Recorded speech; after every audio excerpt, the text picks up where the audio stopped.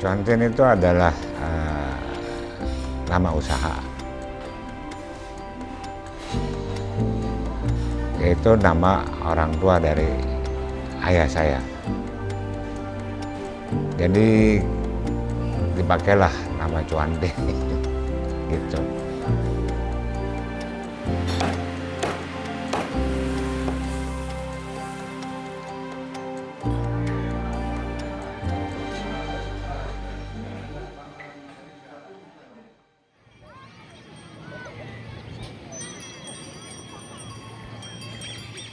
Kota tua, kota yang sangat padat ini bukan hanya sekedar menjadi saksi sejarah kolonial saja, tapi menjadi gerbang masuknya budaya kuliner.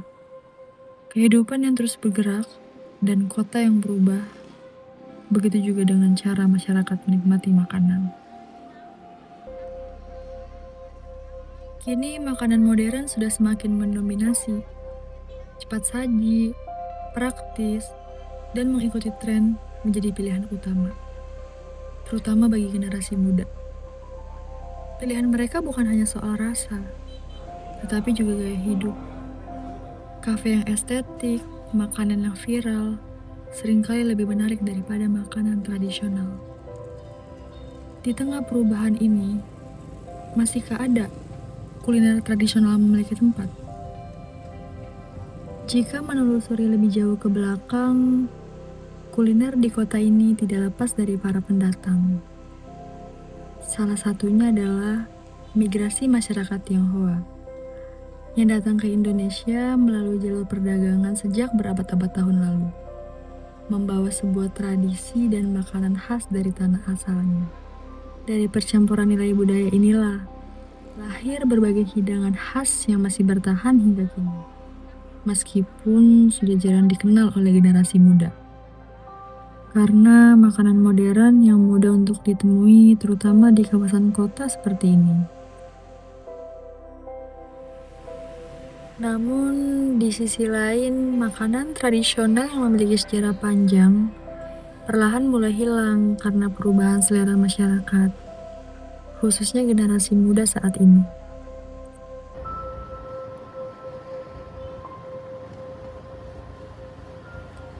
Berjalan sedikit dari kota tua, tepatnya di kawasan Jalan Malaka.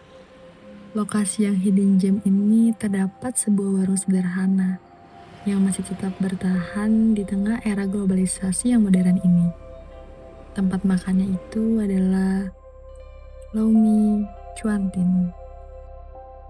Bukan hanya tempat makan sederhana saja, melainkan ada sebuah cerita panjang tentang sejarah Lomi Hokian yang sudah berdiri sejak tahun 1960. Selamat siang, perkenalkan diri saya Edwin. Saya pengusaha kuliner khususnya Lomi sejak tahun 1980. Lomi ini sebetulnya adalah resep turunan keluarga yang saya pertahankan sampai hari ini. Pertama usaha, kita memakai gerobak di depan rumah sampai bisa berkembang pada hari ini.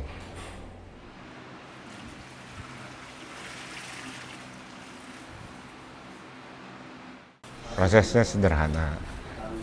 Lomi itu terbuat dari tepung yang diolah menjadi mie. Untuk mie-nya sendiri kita ada buat sendiri. Dan mie itu dibuat di tempat ini juga. Dimulai dari jam 6 pagi. Kalau zaman sebelum pakai mesin, kita secara tradisional pakai meja kayu, gencet-gencet, dan diaduknya pakai tangan. Setelah jadi adonan, baru kita potong pakai pisau, kayak golok. Namanya mie golok.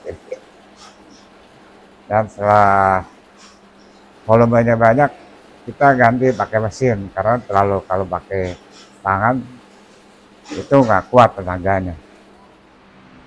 Jadi mau nggak mau kita dibantu sama mesin.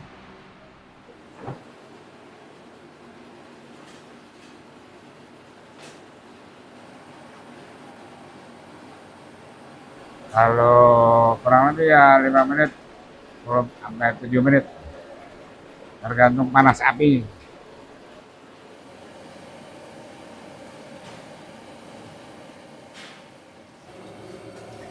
Ya, pertama-tama kita pakai sedikit minyak.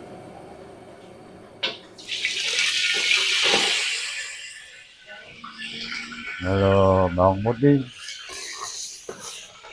Dan kita masukkan bahan-bahan ikan, daging babi, udang, tiram. Baru kita proses masukkan sayur.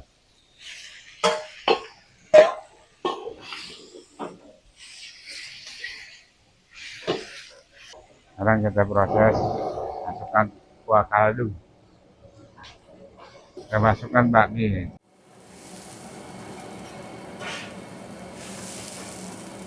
Bumbu penyedap sesuai standar.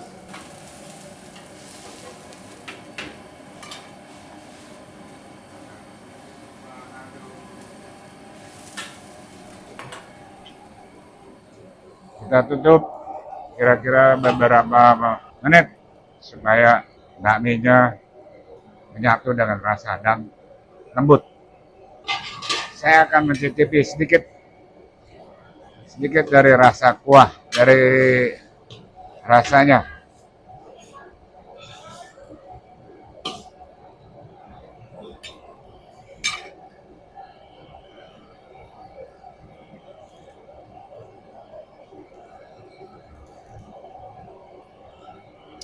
Oke, cukup.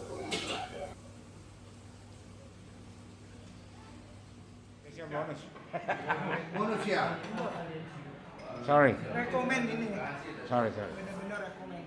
Dengan keadaannya yang nyumpet ya, mojok. Jadi kurang dikenal sama masyarakat.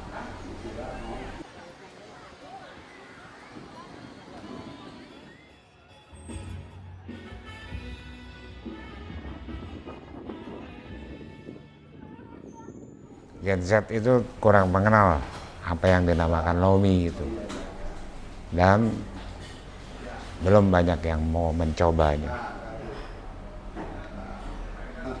Kurang dipromosikan atau bagaimana ya. Ada beberapa Gen Z datang, tapi kebanyakan mereka dari daerah-daerah yang jauh, di daerah selatan atau dari luar pulau gitu.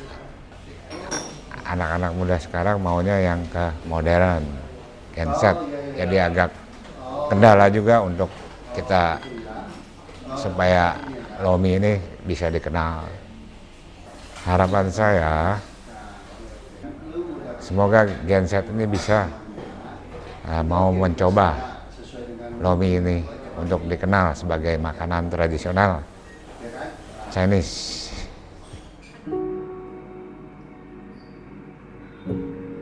Di tengah perubahan zaman yang begitu cepat, lomi cuantin masih tetap bertahan, menjadi saksi bisu dari sebuah perjalanan rasa dan tradisi.